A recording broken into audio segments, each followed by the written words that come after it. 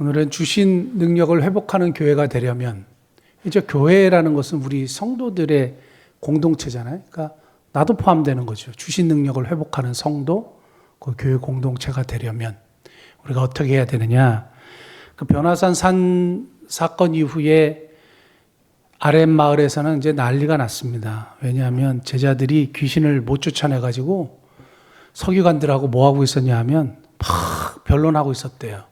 뭘 변론했는지는 잘 모르겠지만 너희는 뭐 이렇게 귀신도 못 쫓아내느냐. 그러니까 옛날에 뭐 쫓아냈던 적이 있다. 그러니까 그럼 왜 지금 못 쫓아내느냐. 그러니까 뭐 이런 얘기가 했을 수도 있고 뭐 여러 가지 우리의 상상을 할 수 있는 공간이 성경에는 종종 있습니다. 그래서 그런 생각을 해봐요. 그래서 서기관들하고 뭘 변론했겠어요. 귀신을 전혀 쫓아내지 못하는 능력이 제자들에게 없는 거예요. 근데 마가복음 6장 7절 한번 보면 마가복음 6장 7절 12제자를 부르사 둘씩 보내시며 더러운 귀신을 제하는 권능을 주시고 이렇게 한 다음에 제자들이 어떻게 했냐면 12절 제자들이 나가 회개하라 전파하고 13절 많은 귀신을 쫓아내면 많은 병자의 기름을 발라 고쳤어요. 권능을 받았어요. 귀신을 제어할 수 있는 권세를 받았단 말이에요. 그리고 실제적으로 했어요. 근데 왜 못했냐 이거예요. 그러니까 제자들도 옛날엔 됐는데 왜 안 되지? 이럴 수도 있잖아요.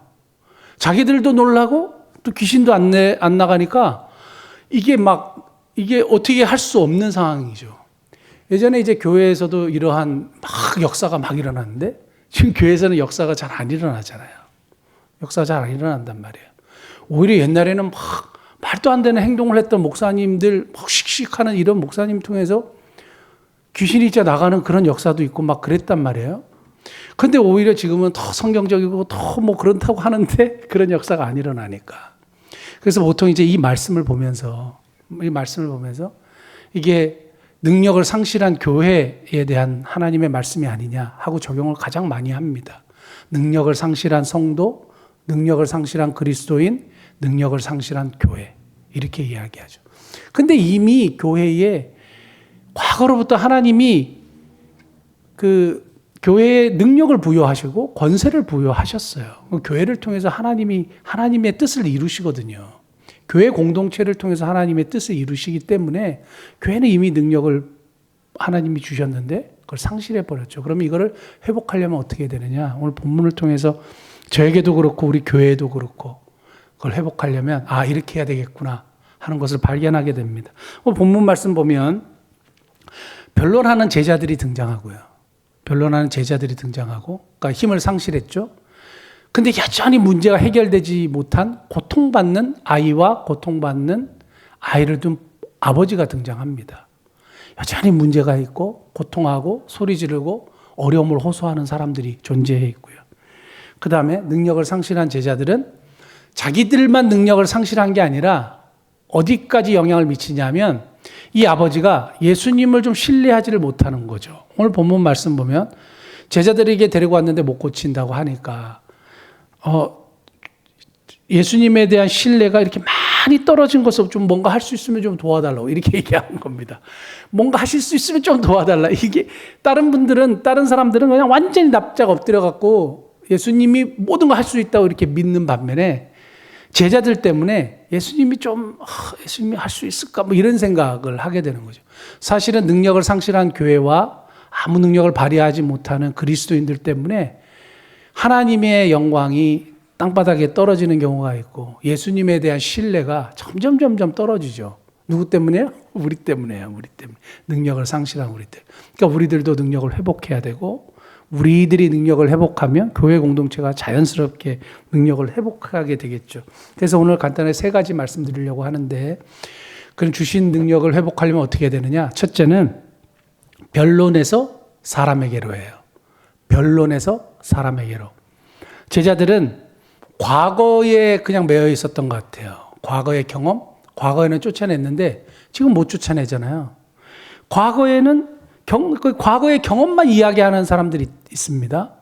그리고 내가 옛날에는 그렇게 했고 옛날에는 뭐 어쩌고 했고 옛날에는 신앙이 좋았고 옛날에는 봉사를 다 했고 옛날에는 신방도 하고 옛날에는 큰 역사도 뭐 같이 뭐 하고 뭐 이런 얘기를 많이 한다고 다 과거에 매여 있는 거예요. 지금은 능력이 아무것도 없으면서도 자꾸 옛날 얘기만 하는 거죠. 거기에는 어떤 능력도 일어나지 않습니다. 과거 얘기, 과거에 뭐 멋진 사역을 했던 얘기 아무 소용없어요. 아무 소용없어요. 그게 하나님의 영광을 드러나느냐? 안 된단 말이에요. 근데 이런 이야기, 변론, 내가 뭘 했고 뭐 이런 이야기에서 실제적으로 교회는 어디에다 관심을 가져야 되느냐? 사람에게 관심을 가져야 돼요. 어떤 사람에게? 지금 고통을 당하는 사람에게. 교회의 관심은 언제든지 하나님이 관심을 가지시는 곳에 관심을 둬야 되는데 우리는 자꾸 우리를 방어하고 변호하고 이야기하고 과거의 경험에 매여 있고 이런 얘기 해가지고는 교회 능력을 회복할 수 없어요. 교회의 능력은 언제든지 하나님이 관심을 가지시는 고통당하는 사람들에게 어려움을 호소하는 사람들에게 관심을 가져야 되는 거고 그 관심을 돌릴 때 우리에게 다시 한번 하나님께서 기회를 주신다. 저는 그렇게 확신하게 믿습니다. 중요한 것은 뭐냐 하면 불에도 넘어지고 물에도 넘어지고 그래서 어떻게 할 수 없는 사람들이 많이 있어요. 제가 그 둘에 있을 때 우리나라 대형교회 부목사님 성교도 갔다 오시고 했는데 자녀가 완전 망가졌어요. 자살 시도를 하지 않나. 막 자녀가 저는 그 중고등학생들 중에 망가진 애들을 너무 많이 봤기 때문에 저희 아내가 우리 성은이 지금 얘기하는데 괜찮고 이 정도는 아무것도 아니에요. 막 이렇게 이제 얘기해요. 그러니까 부모님들이 이렇게 자녀들 걱정하는 거 보면 정말 아니거든요. 망가진 애들 보면요 어떻게 할 수가 없어요. 애들이 뛰어내리죠. 건물들 다 부수죠. 가만히 있는 이 분노 조절이 안 돼가지고 그 교회 버스 유리창 다 깨부수죠. 어떻게 할 수가 없어요, 얘네들이요. 그 얘네들은 이 지금 춥다 그러잖아요. 이거는 추위도 아니에요. 그 동두천은 훨씬 더 추운데 슬리퍼하고 반바지 입고 나서 축구하는 애들이에요. 야, 니네 안 춥냐? 괜찮대요. 어떻게 된지 모르겠어요. 어떻게 된 건지 이해할 수 없는 애들이 너무너무 많은데 막 여기를 긋지 않나? 막 거기서부터 2시간 그 바깥으로 막 도망가가지고 그러고는 결국 게임하고 있질 않나? 저희 사무실 2층에 있는데 얘네들이 타고 올라왔고 문을 따고 들어왔고 제 책상이 이상해진 거예요. 애들이 밤새도록 게임하고 내려간 거죠. 이야, 애들이 뭐 어떻게 할 수가 없어요. 그래서 제가 열댓 명 이렇게 제 사무실에 다 모아놓고 니네 지금 요즘에 계속 이 무슨 짓 하고 있는지 아니? 근데 애들이 또 잘 알아듣는 것 같이 그때는 더 잘 알아듣는 것 같지만 또 똑같고 변함없고 도망가고 어떻게 할 수가 없어요. 근데 교회와 크리스찬들이 이런 아이들에게 관심이 많이 없어요. 생각보다 많이 없어요.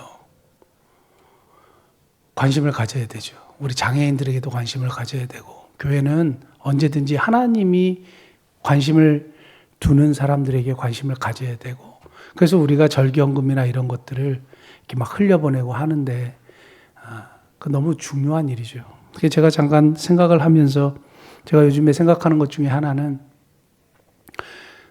건강검진을 우리 목회자들만 이렇게 했잖아요. 그 내년에는 조금 확대하려고 그래요. 진짜 경제적으로 어려운 성도들이 있잖아요. 정말 어려운 성도들이 있다는 얘기를 제가 듣고 그래서 추천을 하면 어려운 성도들 많이 섬겨야 되겠다.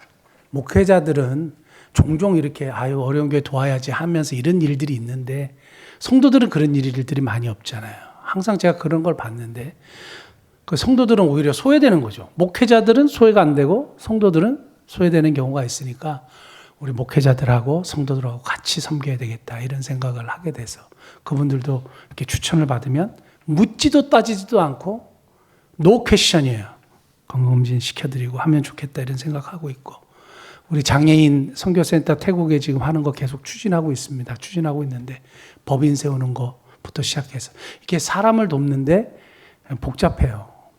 그러나 이를 하나님 기뻐하신다 생각하니까 하나하나씩 해나가려고 하고 소망의 집은 이제 변함없이 제가 하고 있으니까 계속하고 내년에도 하고 배단위 동산도 2달에 한 번씩이라도 좀 섬기면 좋겠다 이런 생각을 하게 됩니다. 그래서 계속적으로 이제 일들 하는 거죠. 변론하는 곳에서 뭐예요? 사람에게로 가야 돼요. 언제든지 우리의 관심은 사람들에게로 가야 됩니다. 두 번째는 권위, 교회, 교권주의의 극복이에요. 말이 좀 어려운데 권위, 교회, 교권주의의 극복이에요. 제가 책을 하나 들고 왔는데 기독교 아직 희망이 있는가? 김영석 교수님이 쓰신 책인데요. 여기 보면 기독교가 버려야 할 것이라는 챕터가 있어요. 기독교가 뭘 버려야 하느냐? 100년 후에도 희망이 될 수 있는 기독교가 되려면 기독교가 세 가지를 버려야 된다 그랬어요. 그게 권위주의하고 교회주의하고 교권주의라는 거예요. 사람들이 제자들을 인정해주고 높여주는 이유가 뭐냐? 그들이 귀신들을 쫓아낼 수 있었던 것이 뭐냐? 예수님이 주신 권능이라 이거예요. 그죠? 예수님이 주신 권능이죠. 그로 인해서 제자들에게 권위가 생긴 거잖아요. 권위가 생긴 건데 자기들 것인 양 착각을 한다는 거예요. 목사님들도 마찬가지고 장로님들도 마찬가지고 권사님들도 마찬가지고 예수님이 우리에게 주신 것 때문에 우리가 권위가 생긴 것인데 이게 내 권위라고 생각하는 거예요. 그러니까 사람들을 이렇게 대하는 태도나 이런 것에서 보면 알게 되죠. 우리도 모르게 예수님 때문에 생긴 권위를 내 권위라고 생각하고 행동을 하면 안 된다 이거예요. 그래서 이 권위주의를 벗어야 되는데 제자들이 이럴 수도 있겠구나. 내가 명하노니 물러가라 이럴 수도 있겠구나. 그러니까 귀신이 안 나가는 거예요. 내가 명하는데 네가 뭔데 이럴 수 있는 거잖아요. 그러니까 자기 것인 양 착각을 하면 이런 일들이 일어난다 이런 생각을 하게 됩니다. 두 번째는 교회주의인데 교회가 정말 중요한 거지만 이제 교회 안에서의 생활이 중요한 것보다도 세상 속에서 하나님 나라의 건설이 더 중요하다 이거예요. 제가 늘 얘기하는 그 얘기입니다. 그러니까 교회 안에서는 이제 막 장로님, 권사님, 집사님 막 이렇게 막 하는데 밖에 나가면 아무 맥을 못 쳐요. 아무것도 아니야. 그러니까 이게 안 된단 말이에요. 세상 속에서도 영향을 끼치는 하나님의 백성들, 직분자들이 돼야 되죠. 나이가 드셔도 똑같아요. 밖에 나가셔서 엘리베이터에서 우리 같은 아파트에 사는 분들에게 정말 좋은 이미지의 좋은 이웃의 이미지를 우리가 보여줄 수 있는 거죠. 그러니까 이런 것들이 굉장히 중요합니다. 그러니까 교회주의에서 벗어나서 세상 속의 크리스찬으로 세상 속의 하나님 나라를 건설하는 것이 중요하고 마지막 세 번째는 교권주의인데 이걸 다른 말로 성직자 존중하는 주의인데 성직자를 존중하는 건 좋죠. 존중하는 건 좋은데 이게 너무 지나치다 보니까 문제가 생기는 겁니다. 그래서 교회가 성장하면서 권력이 생기고 명예가 생겼다는 겁니다. 그 파워가 생기고 권한이 생기니까 거기에 자꾸 빠지게 되는데 이러한 교권주의에서 벗어나지 않으면 기독교 희망이 없다. 이제 이런 얘기를 하시는 겁니다. 저는 예전에 이제 김진홍 목사님하고 얘기 나눈 것 중에 하나 잊어버리지 않는 것 중에 하나가 이거예요. 우리가 이렇게 인정받고 사는 게 뭔 줄 아느냐? 예수님 때문이다 이거예요. 결국은 예수님 때문이에요. 예수님 때문에 이렇게 인정받고 예수님 때문에 이렇게 쓰임받고 예수님 때문에 권위가 생긴 것이고 예수님 때문에 이렇게 되는 건데 이걸 이제 착각하기 시작하면 이제 끝장이 나는 거죠. 끝장이 나는 거예요. 능력을 상실하는 겁니다. 이것을 극복하면 저는 우리 주신 능력을 회복하는 교회가 될 줄 믿습니다. 마지막 세 번째는요. 믿음과 기도의 업데이트예요. 믿음과 기도의 업데이트인데 우리 핸드폰도 계속 업데이트 하잖아요. 왜 업데이트 하는지 아세요? 바이러스가 점점 강해져요.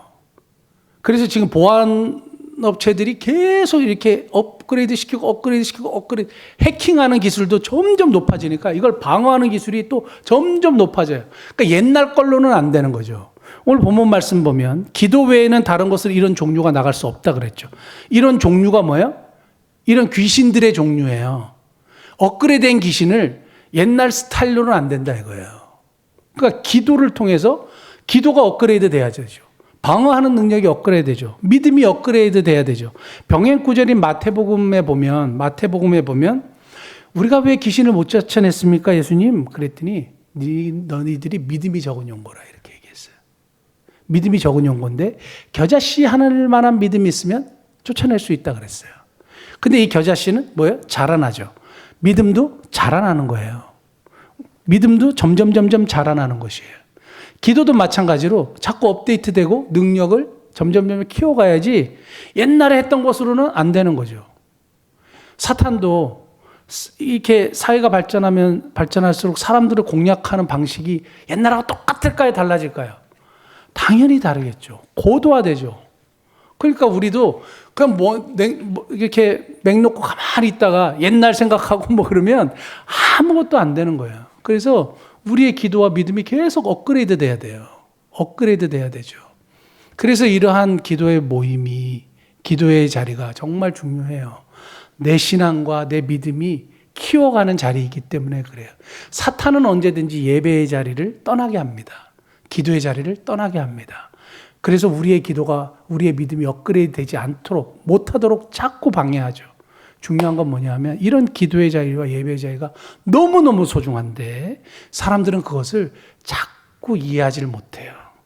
사탄은 이걸 자꾸 떠나가게 하죠.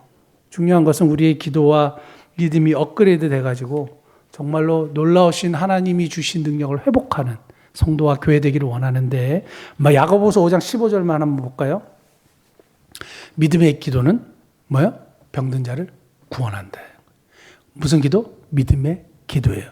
기도와 믿음이 같이 가는 거죠. 그래서 이 업그레이드된 기도를 통해서, 믿음의 기도를 통해서 이제 하나님의 역사를 보게 되는 거죠. 병든 자도 구원하는 역사를 보게 되고 다시 치유하시는 하나님의 역사를 교회 안에서 보게 되는 겁니다. 저는 우리 연약한 성도들, 우리 특별히 암 환자들, 하나님이 정말 기적을 보여주시도록 기도하고 있고요. 그렇게 보여주실 거라고 믿습니다. 믿음의 기도죠. 저도 너무 좋아지고 있지 않습니까? 믿음의 기도를 하는 거죠. 그래서 하나님의 역사를 우리가 같이 보는 거예요. 사랑하는 성도 여러분, 주신 능력을 회복하려면 뭐 해야 된다? 믿음과 기도를 업그레이드 해야 된다는 거예요. 변론에서 사람에게 관심을 가져야 되고, 권위교회 교권주의를 극복해야 되고, 그 다음에 믿음과 기도를 업그레이드함을 통해서 우리 주신 능력을 회복하는 성도 교회 되시기를 예수님 축복합니다. 기도하시겠습니다.